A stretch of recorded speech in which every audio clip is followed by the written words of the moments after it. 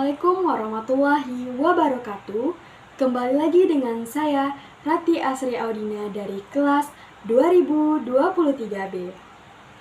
Di video kali ini saya akan menjelaskan tentang teori semiotika. Mari simak video ini ya. Semiotika berasal dari bahasa Yunani yaitu semeion yang berarti tanda.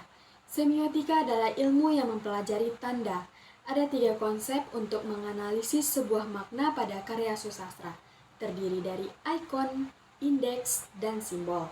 Yang pertama ada ikon. Ikon adalah tanda yang menunjukkan adanya hubungan yang bersifat alamiah antara petanda dan penanda. Yang kedua ada indeks. Indeks adalah tanda yang menunjukkan hubungan kausalitas atau sebab akibat. Yang ketiga ada simbol. Simbol adalah tanda yang menunjukkan tidak adanya hubungan alamiah antara penanda dan petanda, yaitu bersifat arbiter.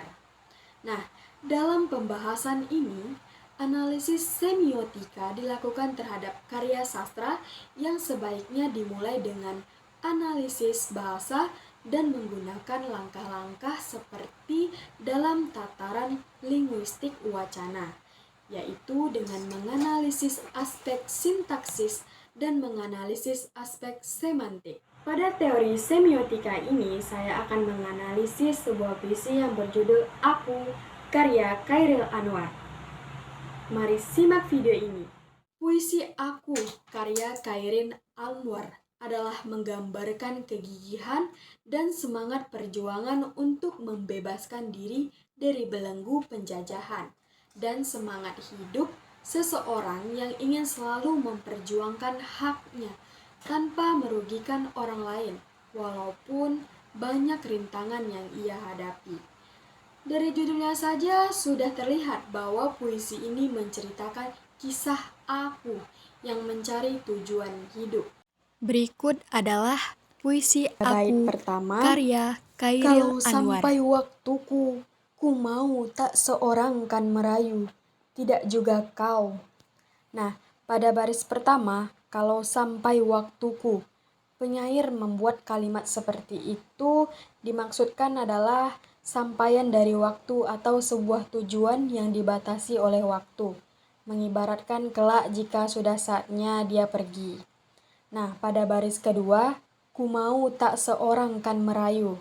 Penyair membuat kalimat seperti itu, penyair ingin jika memang sudah waktunya ia tak ingin ada satu orang pun yang membujuknya, memohon agar ia tetap di sini. Nah, pada baris ketiga, tidak juga kau. Kau di sini adalah pembaca atau penyimak dari puisi ini. Ini menunjukkan betapa tidak pedulinya Chairil dengan semua orang yang pernah mendengar ataupun membaca puisi tersebut, entah itu baik ataupun buruk. Penyair membuat kalimat seperti itu untuk menyampaikan bahkan dia sekalipun tidak bisa memohon. Pada bait 2, tak perlu sedu sedan itu. Aku ini binatang jalang dari kumpulan yang terbuang. Nah, pada baris pertama, tak perlu sedu sedan. Penyair membuat kalimat seperti itu karena ia ingin tak perlu ada tangis dan kesedihan.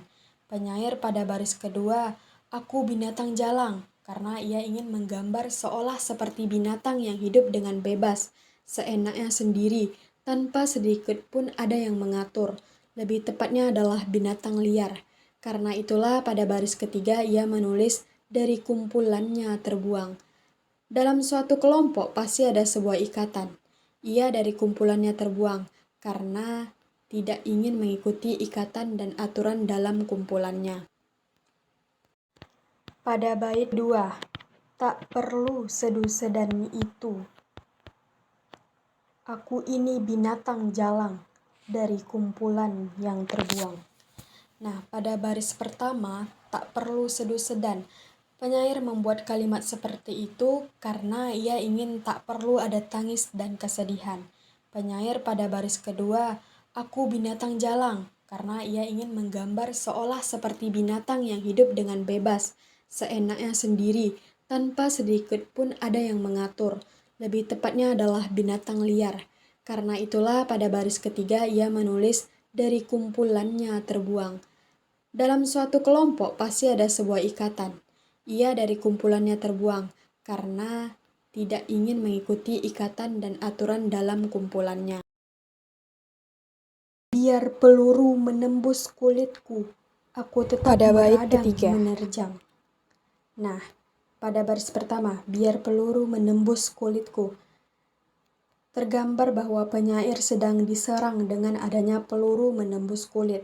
Tetapi ia tidak mempedulikan peluru yang merobek kulitnya itu. Ia berkata biar, meskipun dalam keadaan diserang dan terluka. Pada baris kedua, aku tetap meradang menerjang. Penyair masih memberontak. Ia tetap meradang menerjang seperti binatang liar yang sedang diburu. Selain itu, lirik ini juga menunjukkan sikap penyair yang tak pantang menyerah. Luka dan bisa kubawa berlari, Pada berlari bait keempat. hingga hilang pedih perih. Nah, pada bait keempat ini, pada baris pertamanya, luka dan bisa kubawa berlari.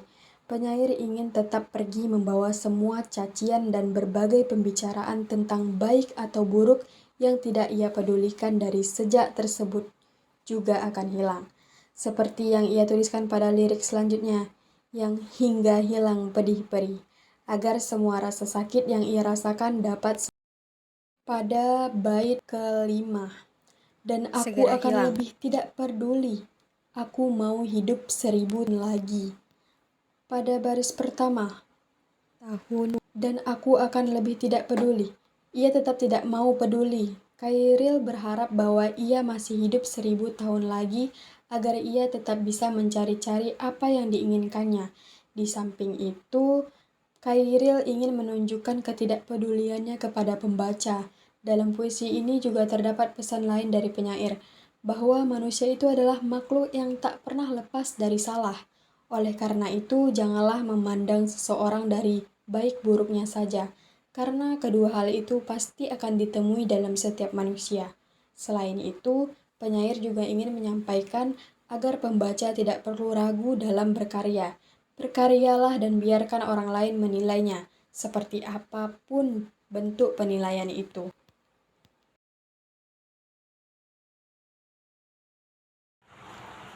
Sekian penjelasan dari saya. Lebih dan kurang saya mohon maaf. Saya akhiri dengan wabillahi taufiq wal hidayah. Wassalamualaikum warahmatullahi wabarakatuh.